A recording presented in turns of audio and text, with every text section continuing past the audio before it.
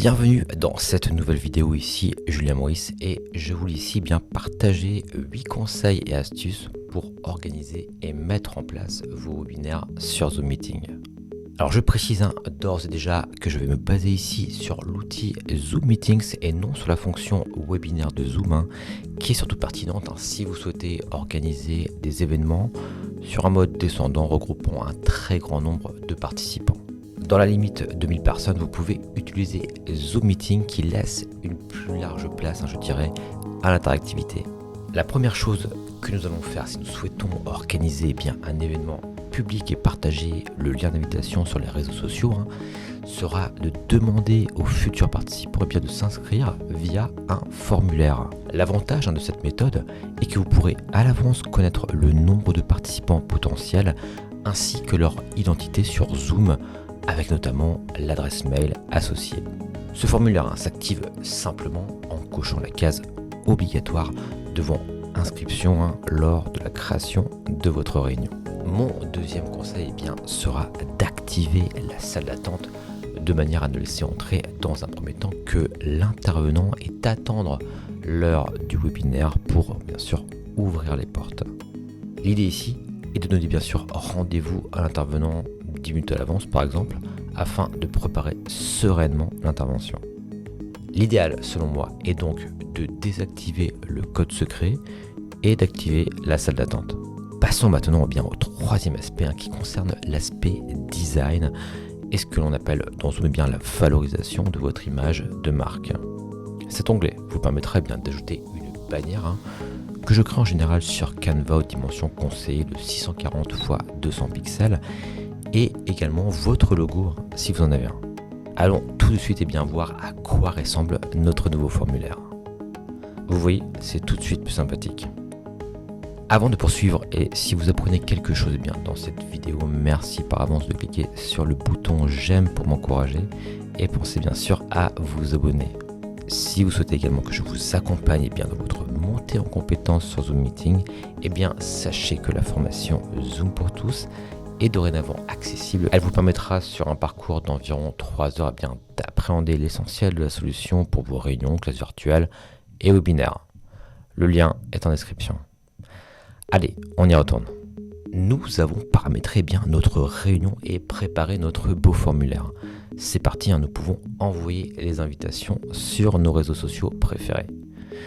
Sur ce point, rien de particulier, mis à part que j'aurais tendance à vous conseiller de préparer un visuel plus sympathique afin d'attirer un maximum de participants. Une fois les participants inscrits, pour rappel, grâce à l'inscription par formulaire, il est possible de retrouver dans Inscription la liste des invités. Ces derniers ont reçu le lien d'accès automatiquement lorsqu'ils ont rempli le formulaire. En cliquant sur Afficher, vous allez cependant pouvoir les relancer en envoyant à nouveau l'email de confirmation juste avant le webinaire. C'est ici la 4e pratique dont je voulais vous faire part. Personnellement, je l'envoie environ 15 minutes avant le démarrage du webinaire. Les plus distraits vous remercieront et surtout ne manqueront pas de rejoindre votre événement. Pour le 5e point que je voulais aborder, nous sommes déjà dans la réunion peu avant le démarrage.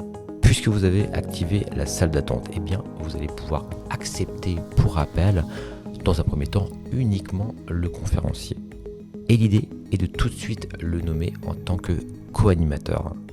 Cela vous permet de conserver la main sur la réunion, mais d'autoriser dans le même temps le conférencier à partager son contenu. La 6e pratique est en général automatique, mais revêt un caractère d'extrême importance pour les webinaires publics. En effet, il est très important de vérifier que le partage d'écran est bien désactivé pour l'ensemble des participants. Pour cela, pensez toujours faire les vérifications en cliquant sur le bouton sécurité qui est en quelque sorte votre ange gardien. Il faut impérativement que cette option soit désactivée pour éviter tout risque de Zoom bombing dont vous avez sans doute entendu parler. Vous pouvez d'ailleurs à votre guise désactiver d'autres fonctionnalités comme la discussion, la capacité de se renommer, commencer la vidéo ou encore activer le micro. Dans mon cas, je préfère laisser une marge de manœuvre à mes participants, mais je bloque systématiquement le partage d'écran. Pour toutes ces questions de sécurité et d'interactivité, c'est à vous de voir en fonction bien sûr de votre contexte. Ça y est, l'heure de l'événement a enfin sonné. Ma 7e bonne pratique pour cette vidéo consistera à désactiver la salle d'attente si vous souhaitez autoriser les participants à arriver en cours de route. Et cela se fait en quelques clics. Et voilà, vous pouvez tranquillement laisser les participants prendre place. N'omettez pas au passage, et ce sera mon 8e et dernier conseil pour cette vidéo, de rappeler aux participants le fonctionnement de l'outil. Vous pouvez notamment leur suggérer de poser des questions dans le chat, mais également de réagir via les émoticônes à la volée durant le webinaire.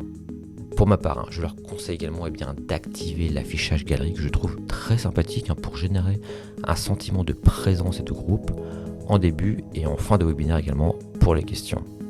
Je présente souvent en guise d'introduction un géniali que j'ai préparé qui rappelle ces différents points. Voilà pour mes 8 conseils et bonnes pratiques que vous pouvez appliquer pour tous vos événements.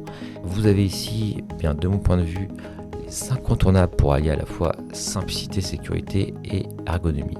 À vous ensuite, bien sûr, de développer votre propre style et d'ajouter votre touche personnelle dans l'animation de vos webinaires. J'espère que tous ces conseils vous seront utiles. Et si vous voulez d'ailleurs les conserver précieusement près de vous, j'ai fait un petit PDF téléchargeable auquel vous pouvez accéder via un lien dans la description. Cela d'ailleurs vous permettra par la même occasion de vous inscrire à ma newsletter, la Pédago News. Je vous rappelle également que si vous voulez aller plus loin avec moi sur Zoom, la formation Zoom pour tous de la Pédago School est accessible pour 7 jours au tarif de lancement suivant le moment auquel vous consultez cette vidéo. Le lien vers la formation est également en description. Voilà, c'était Julien Maurice et je vous dis à très bientôt dans une prochaine vidéo.